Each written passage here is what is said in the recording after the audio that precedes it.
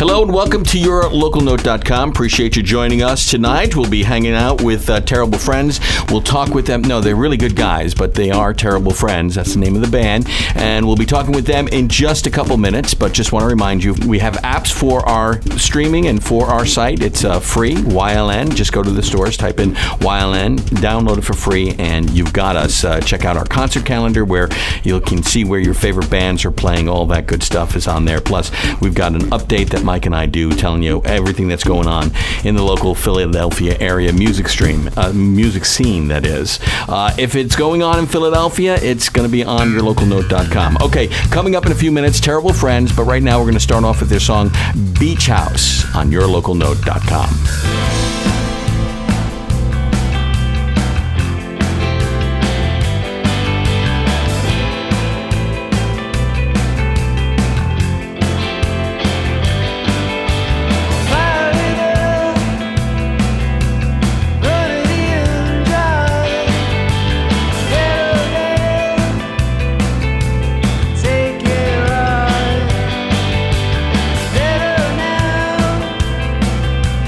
Better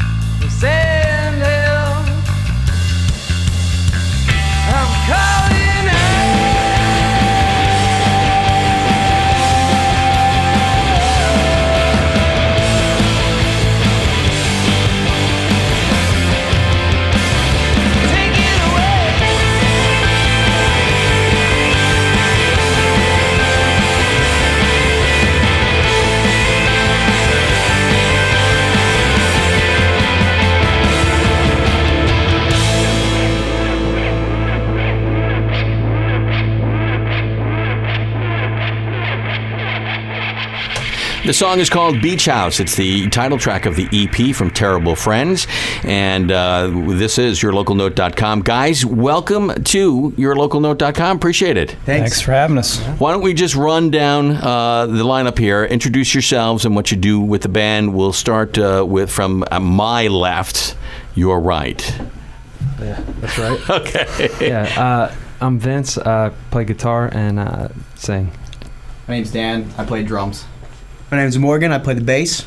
My name's Rich. I play lead guitar and backup vocals. Okay, guys. Let's talk about how the band got together first.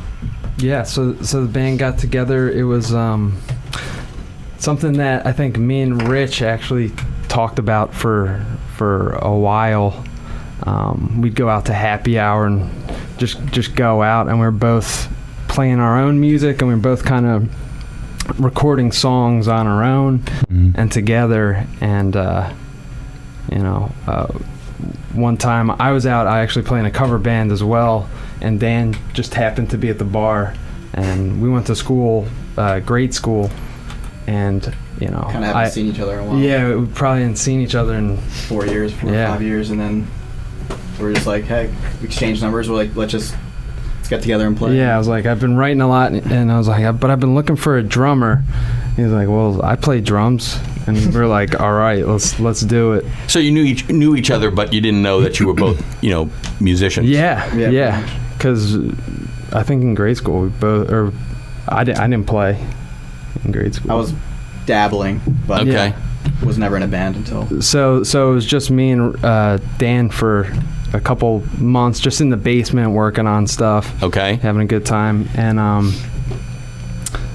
so we wanted to add another guitar player, and I was like, I was available. I got the guy. Yeah. At the same time that this was all going down, I was actually applying for the Berklee College of Music. Okay. And I went up and auditioned, got accepted while these two were still playing just guitar and drums. Okay. And I got accepted, and I was going to go for jazz guitar, and I wound up backing out last minute because of the student loans and the amount it costs to go there. Right. So I'm like, all right, this isn't going to work. And Vin's like, well, if you're not doing that, why don't you stop by and just jam for a little bit? And I said, all right. And honestly, I was even bummed because he was telling me he's going to Berklee. I'm like, all right, I'll come up and visit you every month, man. Go out in Boston. Yeah, Boston's a great city, and it's a great music scene too. It's awesome, yeah. So it's like intimidating and inspiring to be out there, just because there's so many stellar guitar players in that area. Yeah, it's a good place.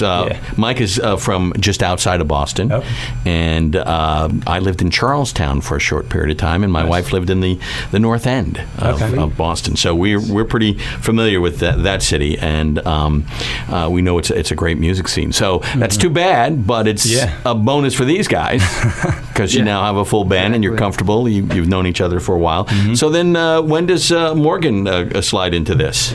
So then we started.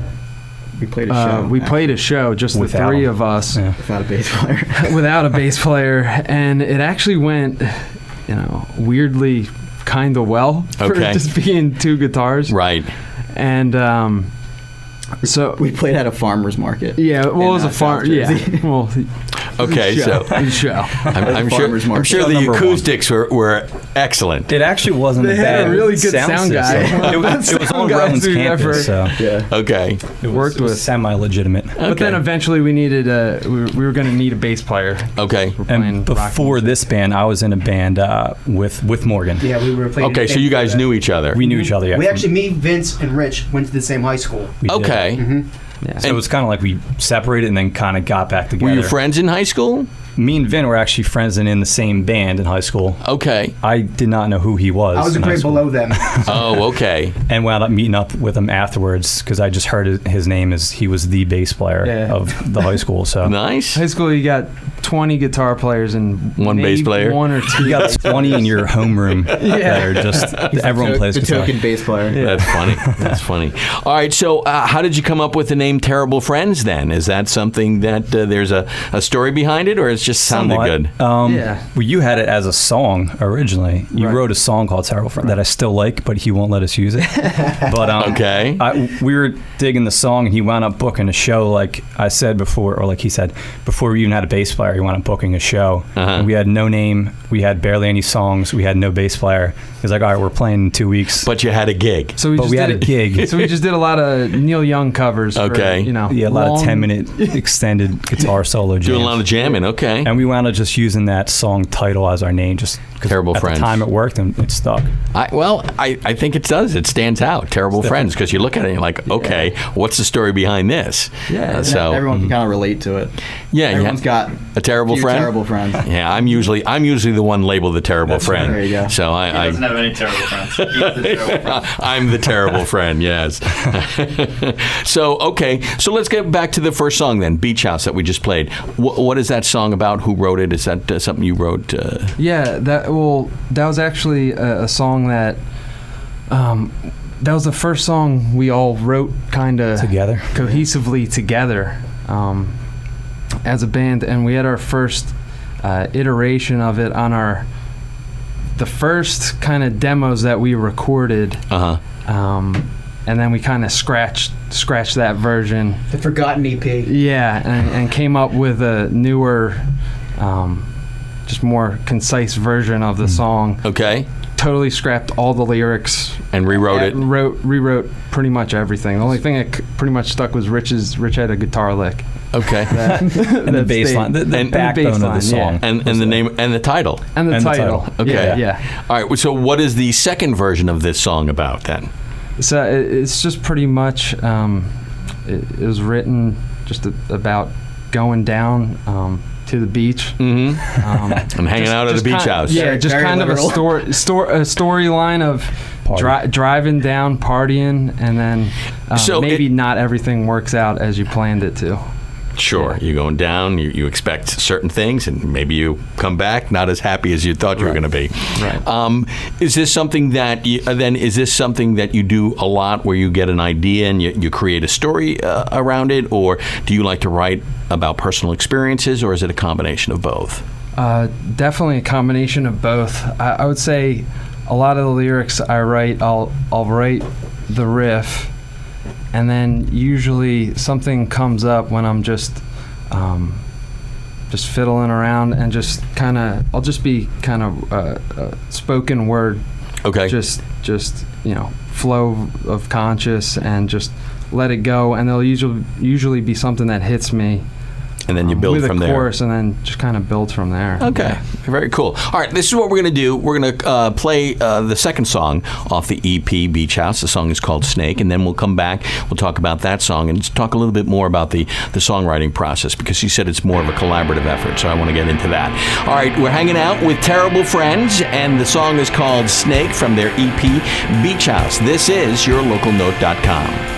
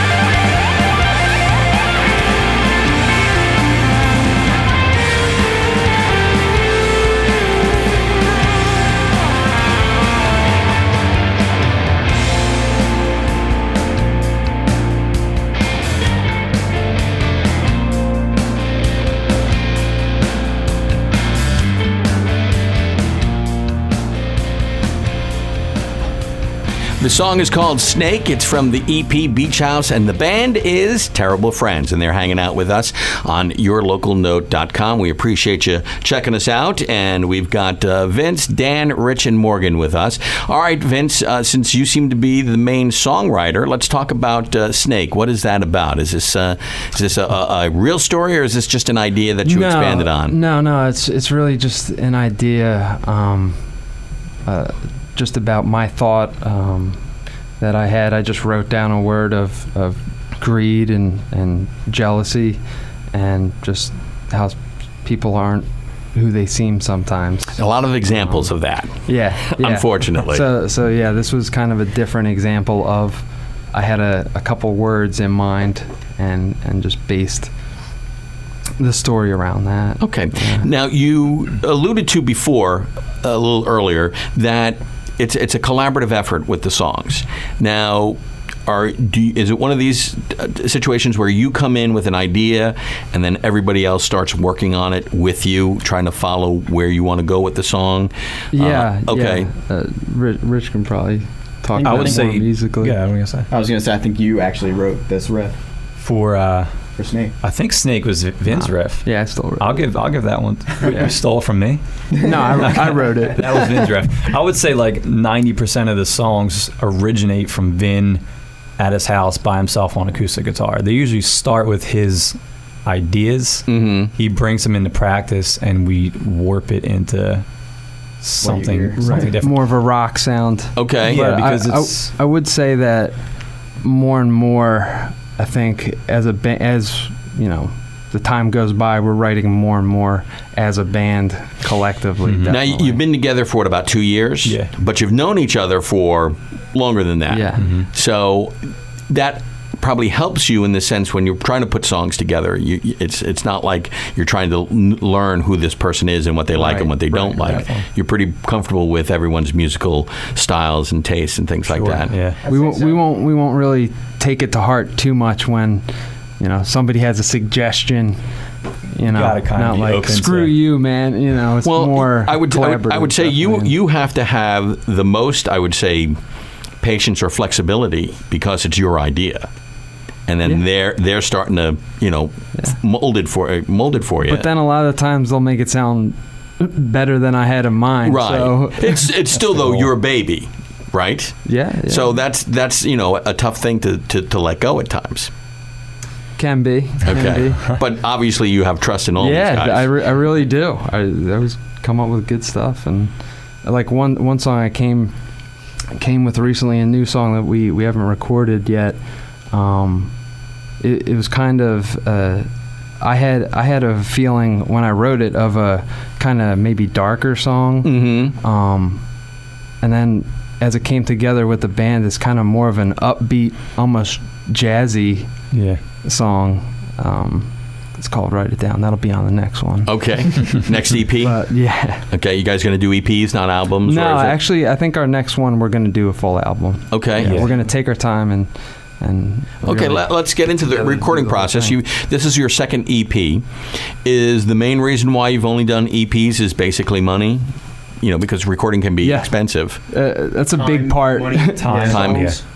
That's a big part. And, Okay. and you, I think we just wanted to get, at least with this one, we agreed to just get the best product that we can out there. You know, it's only 4 songs. Usually they're maybe 5 or 6. Right. But we decided, let's just do 4, do them the best we can, really take our time in the studio, get it all down. Well, it's interesting you say do it that, right. and the thing is, we talked a little bit about the transition that this industry is going through while Snake was playing. We're looking, and what we try to do is, you know, when we talk to the bands or the artists, try to get what their thought process is as far as what's going on with the bands, but what you guys are viewing of the industry, because we talked about how CD sales are down. So although we've talked to many bands who say, yeah, they're down, but we sell CDs when we're out at our live shows. They sell the best. And then, we do sell other stuff. Then we've had people who have said, well, yeah, not only do we do CDs, but we're still doing vinyl, because there's still people who like vinyl. I would love to do vinyl, dude. No, I was seriously thinking about it too, for this, because it's 4 songs. You can put it on a 7-inch, but right. Is it? My question to you guys now, after going through that, is, do you think it's going to be more economical and maybe even better for you to promote yourselves in doing fewer songs more often than trying to do a whole album, and concentrate on promoting those 4 songs and make those 4 songs more well known? Because sometimes with an album, you do 12 songs, 6 or 7 could get lost, or even maybe more, because you by the time you've gone through 4 or 5 singles, you're tired of this album and you want to move on to the next, and you've probably written a whole bunch of stuff. Yeah, so I still think eventually you do need to a full dive in and eventually do the full album. I mean, it's hard to squeeze that $10 out of somebody. At least for, just maybe in my opinion, at least for rock. Yeah. Maybe. Is there any major artists that are going that route, like just doing singles here and there? But the major artists won't do that, because the record companies won't let them allow it. Right. So I mean, that's that. They're selling albums because they want to sell albums. Yeah. But what is happening is the singles are doing better percentage-wise than the albums. Yeah. Single sales are still either going up or they're at least flat, where we know that whole CD sales are going down. So I mean, it's an interesting. It's an interesting thing that we have to talk about, because we're going through a transition, and we're trying to find ways to help bands, because it used to be, okay, we'll just make an album and sell it and make money off of that, and then go tour. Now it's like, well, we're using the album and your songs as a promotional tool. Here, take my music so you can hear and then come see us. Yeah. So it's it's a transition that we're going through, and it's tough, because we got a large group of people, millennials, Mike's crowd, who don't put the same value. I like blaming him. Who don't put the same value. It's all your fault. Yes, it is. It's all Mike's fault. Who don't put the same value on the music as my generation did. First thing I did was buy, 45s and then CDs and things like that. That doesn't happen. I mean, at one point, I had like 800 vinyl albums. Do you still have them? No, I had to dump. You got rid of them? Yeah, I had to dump all 800? Not all 800. No. I had. You still have your baseball cards? No. You got rid of your baseball cards? No, actually, my mom threw out my baseball cards. I went away to college. I had stuff from the 50s. Premium, yes. And really I come home from college one year, and I'm looking for the cards, and I'm like, "Where's the baseball cards?" Oh yeah. And she's like, they're just junk. I threw them out. I'm like, no. And now, So awesome. yeah, I mean, my dad gave me some stuff, so that's why I was getting stuff from the 50s and stuff. It was pretty cool. But anyway, yes, and I got rid of those albums because I had crates and crates, and I was just lugging them away. Room for vinyl takes up so much. It is, but the difference is, the problem now with vinyl, or not having vinyl, is the art cover.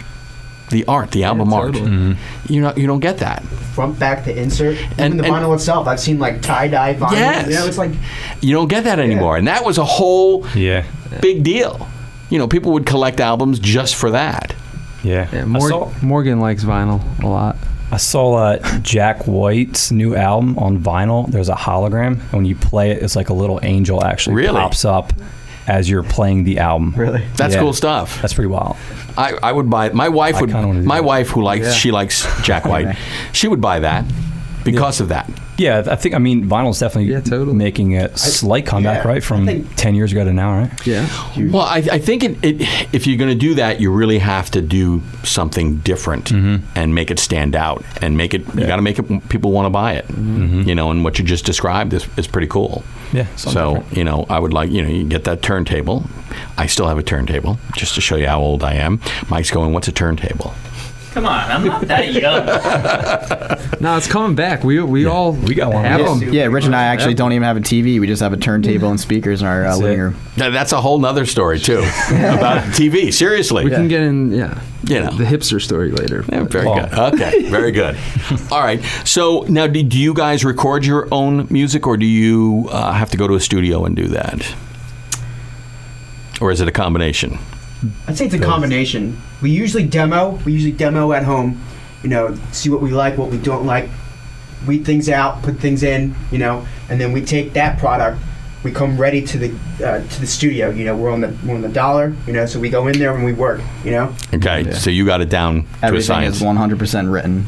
Okay. Yeah, there's no figuring out any harmonies, no figuring out bass lines. We know what it is. We go in there and we just bang out the So do you tracks. have basically an engineer helping you? You don't really have a producer? No producer, just a sound engineer. Okay. That knows what he's doing. Would it be something that in the future you would like to work with a producer? I consider it. I Yeah. consider it. Yeah. Okay. I don't You just got to consider find the it. right person. You wouldn't consider it. I don't know if everyone was into it, I'd be into it. I just feel like that'd be, I don't know. Obviously, we'd have to be cool with the Okay. producer. Yeah. Okay, very cool. All right, let's go do song number 3, Miss Montana. Let's play it, and then we'll come back, and Vin, you'll tell us about this, and we'll go from there. All right, we're hanging out with Terrible Friends. We're talking about their latest EP. It's called Beach House, and this is song number 3 off of Beach House. It's called Miss Montana on yourlocalnote.com.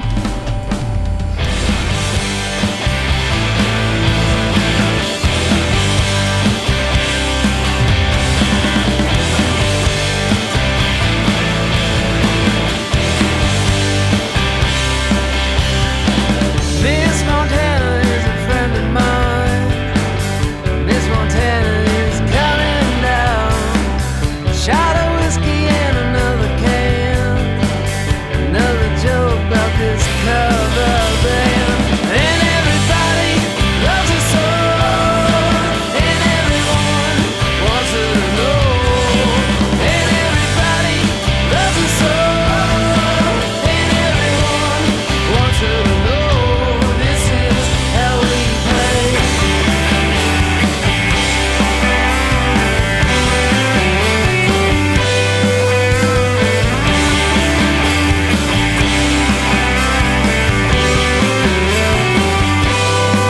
Miss Montana is a friend of mine.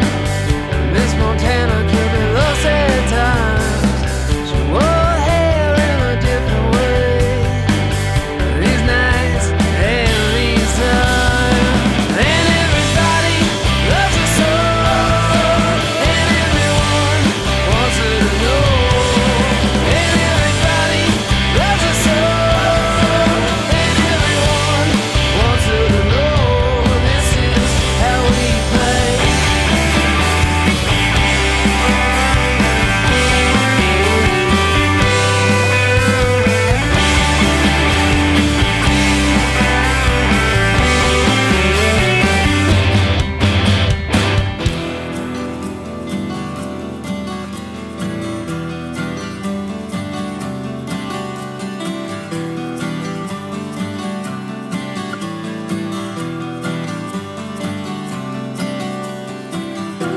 Everyone knows her story. She's thinking again. Everybody's got their reason. The weight gets heavy. Time in the field like a rock in a can.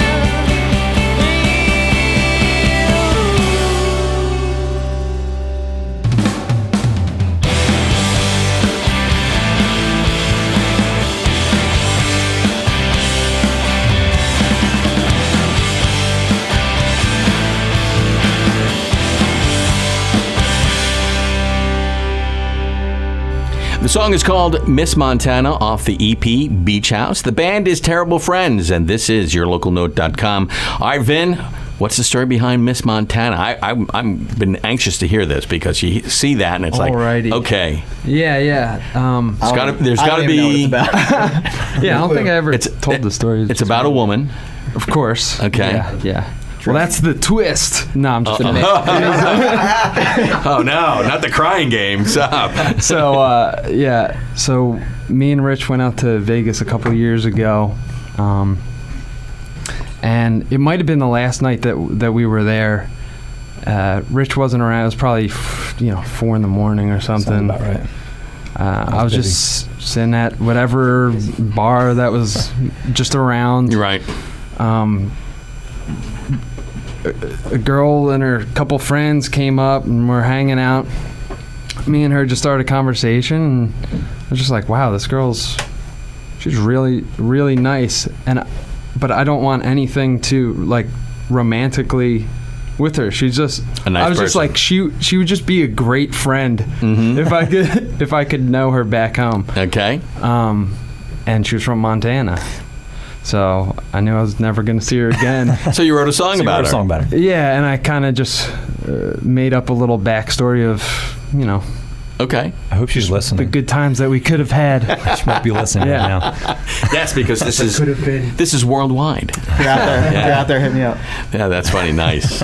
Okay. So you took that. So obviously, Rich, you knew what he was going with. Later on, I got I think you wrote it like way after the trip. Yeah, maybe the on the plane back, I think I remember even saying, like, I have an idea. It's called Miss Montana. I think I do remember that, yeah. I didn't know what it was about, but I liked the title. It was one of those. Like, I Make it just kind of had the title and sit around. Put something. that. Okay, that. So the lyrics just came to you, and then these guys then help you put the song together. Right, exactly. Excellent. Okay, let's talk about where people can get your music. Dan? So, I do all the online stuff. Okay. Our website's terrible-friends.com. You'll be able to get the online version of our songs on Bandcamp. It's terriblefriends.bandcamp.com. Starting October 1st, you'll be able to download the whole album. Okay. We'll have the physical copies of the album at shows. We might put that up on Bandcamp as well. I haven't looked into that yet for physical copies. Okay. But it's $1 a song for the online version, and it's $5 for the physical CD. Okay, very cool. Facebook page? It's facebook.com/terriblefriends. Twitter is Terrible Friends with a Z. Okay. And then YouTube/Terrible Friends Music. Instagram? Haven't done that yet? Not on Instagram. Nah, Okay. I've just been doing the hashtag Terrible Friends. Okay. So you'll see it at the hashtag. No one used MySpace. you just had a few people going, we're not going to listen to this. They're still mine. No, I'm kidding. Okay. How about shows? What do you guys got coming up as far as live shows? So we actually have a big show coming up October 17th Okay. at Boot and Saddle. All right, and where's that? So that's Friday night. Right in Center City. Yeah, Right on Broad Street. Washington and Broad. Okay. Boot and Saddle. Boot and Saddle. Nice. Really cool new venue. I think they might have opened it within the year. Recently. Yeah. I was going to say, Only a year old. last year? Okay. Mike's Got a giant boot on the front. You can't miss it. All right. Right. Very nice. All right, that's the 17th. Anything after that? Or are you still working on stuff? It's still working on other shows, but that'll be pretty much our release show. Okay. And then you'll let us know when you do have future shows. Send it to us so we can put it up on the site. Very cool. All right, guys. Really appreciate you guys coming in and hanging out. We're going to wrap things up with the last song, Say It's Fine. So, Vin, tell us about this one. Oh, man. Put me on the spot. Uh-oh. No. So this one... we had 3 verses on this one. So I pretty much just came up with a different story for each verse. Oh, really? The second... That ties into the title? Or it doesn't? It's just 3 separate stories? Yeah, it's just 3 separate stories. The first one was just kind of a car crash scenario. Okay. The second and third verses were based off people in my life that I've come in and out of contact with. Does anybody know that the song they're in a song? No. Okay. No. Would they know if they heard it? Maybe. Okay. Maybe. Yeah. But the second verse is just a kind of a guy who's lost his way, stumbling drunk down the street. Okay. trying to figure it out. I wrote the chorus to it separately from what he was writing. Oh, really? I gave Rich the chorus. I said, just you do it. And I didn't know what the verses were when they were written. Yeah. But Did you have a working title? I had an idea. I had not so much lyrically, but I kind of knew, like, when I write vocally, I kind of write the vowel sounds that I want to sing first, like the melody first, and then try to put the words to it later. Which I didn't know if that was a good or bad thing, but such a smart idea that I heard I just never think of. Like I think I heard like Anthony Green talk about that before. Like he literally just writes stuff that he thinks are fun to sing, and then he doesn't care so much about the lyrics all the time. So the music comes first for you guys. The melody, definitely. The melody comes first. The riffs, definitely. And then you put the words follow. The words to it. Okay, so I've never heard of two people writing one song separately without really we collaborating really until it was after it was done. Yeah, and it actually came together really late, like for the chorus. Because for a while we were playing it out live, and Rich was just kind of making it up as he goes, and like he was saying, it's just probably saying the vowel sounds. And with the reverb playing live, you probably couldn't even get away understand. with a lot live. You can't in a studio when it's just you in a quiet booth. You got to be very articulate, but especially late at night, you can get away a lot live. Exactly. Good sure. stuff. People are drinking; they're not listening that hard. just they want to bomb their heads. That's all right. Excellent, guys. Thank you so much. Appreciate you coming in and talking about your music and the band. We wish you nothing but the best of luck. And when you get your next album together, let's get you back in. For sure. Thanks for having me. All right. Thanks a lot. Appreciate it. This is yourlocalnote.com. Quick reminder, we we've got our concert calendar, so if you want to check out where your favorite band is playing, just go there. We've got the YLN update. Mike and I are talking about the Philly music scene and what's going on, so you can check that out almost every week, and a whole bunch of stuff on yourlocalnote.com. Wrapping things up with the song Say It's Fine from the EP Beach House. This is Terrible Friends, and this is yourlocalnote.com.